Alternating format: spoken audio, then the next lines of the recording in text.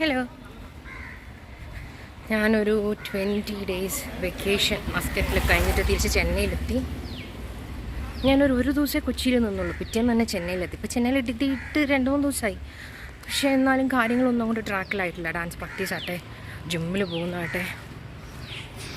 ചെന്നൈയിൽ ഇപ്പോൾ ക്ലൈമറ്റ് വലിയ കുഴപ്പമില്ലേ. ജാനുവരി ഇനിയിപ്പോൾ ഒരു ഫെബ്രുവരി ഒക്കെ ആയിക്കഴിഞ്ഞാൽ ഉദാകഥ.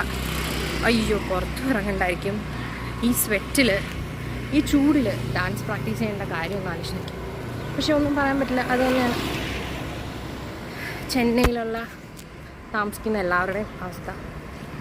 പിന്നെ ഒരു ഫെബ്രുവരി മാർച്ച് ഏപ്രിലൊക്കെ ആകുമ്പോൾ പീക്കാവും. മെയ് ജൂൺ ജൂലൈ ഓഗസ്റ്റ് വരെയൊക്കെ അങ്ങനെ പോകും. ഇപ്പോൾ നല്ല ക്ലൈമറ്റാണ്. സെപ്റ്റംബറൊക്കെ തൊട്ട് ഒക്ടോബർ നവംബർ ഡിസംബർ ജാനുവരി.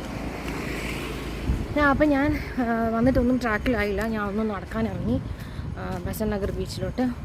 ബീച്ചിൻ്റെ ഫ്രണ്ടിൽ നടക്കാറില്ല, രാവിലെ ആയാലും രാത്രി ആയാലും. അതിൻ്റെ മുന്നിലൊരു റൗണ്ടുണ്ട്. എന്ന് പറഞ്ഞാൽ ഒരു ഹൗസിംഗ് കോളനിയുടെ റൗണ്ടാണ്.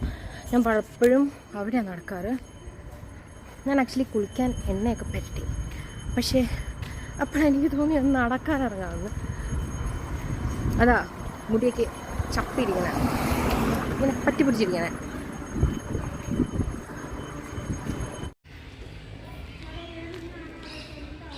ഞാൻ ആ നടക്കുന്ന വഴിക്ക് ഇപ്പോൾ ഒരു പുതിയ കട, സ്പാത്തിക സാരി ഷോപ്പാണ്. ഞാനിപ്പോൾ 1 മാസം മുന്നേ പോയപ്പോൾ അതില്ലായിരുന്നു. പുതിയ ഷോപ്പാണ്, സാരി ഷോപ്പാണ്. എന്നൊന്നും നോക്കണേ. അപ്പോൾ ആ എൻഡ് വരെ പോയാൽ ലെഫ്റ്റ് എടുത്താൽ ബസന്റ് നഗർ ബീച്ചിലോട്ട്.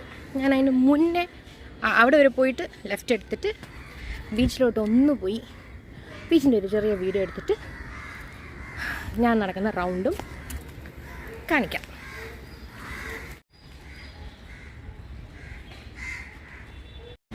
ഇത് ആ കാണുന്നതാണ് ബീച്ച്.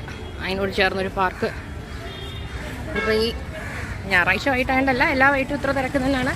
ഞായറാഴ്ച, ശനിയാഴ്ച, വെള്ളിയാഴ്ച വൈകിട്ടുകളൊക്കെ കൂടും. ഞാൻ ബീച്ചിൻ്റെ ഒരു വീഡിയോ എടുക്കാൻ വേണ്ടി, എന്ന് പറഞ്ഞാൽ ഇത്രയും ലോങ് വ്യൂവിൽ ഒരു വീഡിയോ എടുക്കാൻ വേണ്ടി മാത്രമേ ഈ സൈഡിലോട്ട് വന്നേ, വ്ളോഗിൽ ആഡ് ചെയ്യാനേ. അല്ല, ഞാൻ ഇത്രയും തിരക്കാൻ വേണ്ടി ഭാഗത്തോട്ട് തരത്തില്ല. എനിക്കിതിന് മുന്നത്തെ സർക്കിളിലാണ് ഞാൻ നടക്കാൻ പോകുന്നത്. അതൊരു ഒരു സർക്കിൾ എടുത്ത് കഴിഞ്ഞാൽ എനിക്ക് തോന്നുന്നു ഒരു 1.5 കിലോമീറ്റർ കൂടുതലുണ്ട്. അപ്പം ഞാനൊരു 5 സർക്കിളൊക്കെ എടുക്കും. ഞാൻ ഇനി കാണുന്ന അടുത്തൊരു ലെഫ്റ്റിൽ നിന്ന് തിരിഞ്ഞ് അങ്ങോട്ടേക്ക് പോകും.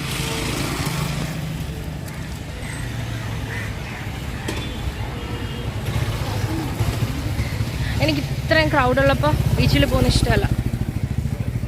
അങ്ങോട്ട് പോയാൽ പെട്ടുപോകും.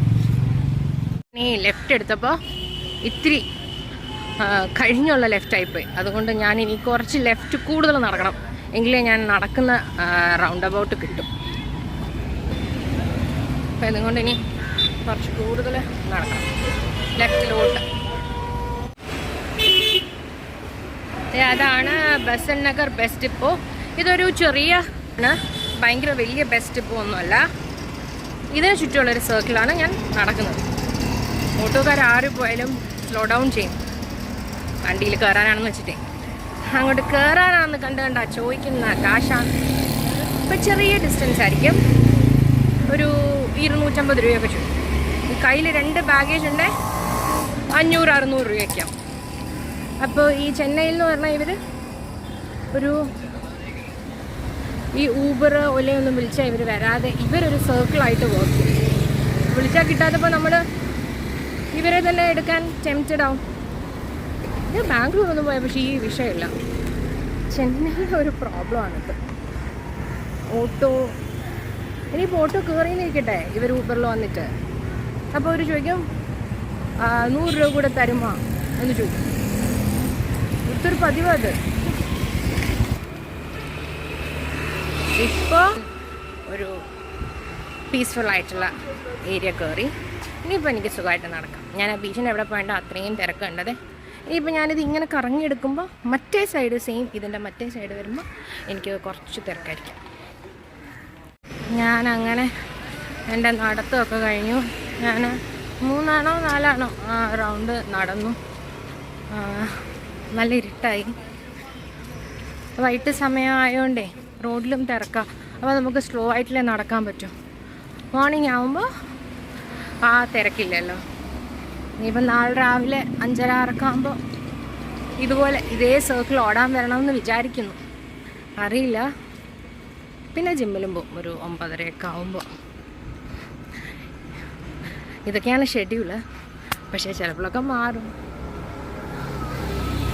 അപ്പോൾ ഞാൻ ഈ വ്ളോഗിൽ നിന്ന് ഇപ്പോൾ ഈ വ്ളോഗ് എൻഡ് ചെയ്യണേ. ഇരുട്ടായി. അപ്പോൾ ടാറ്റാ, ബൈ.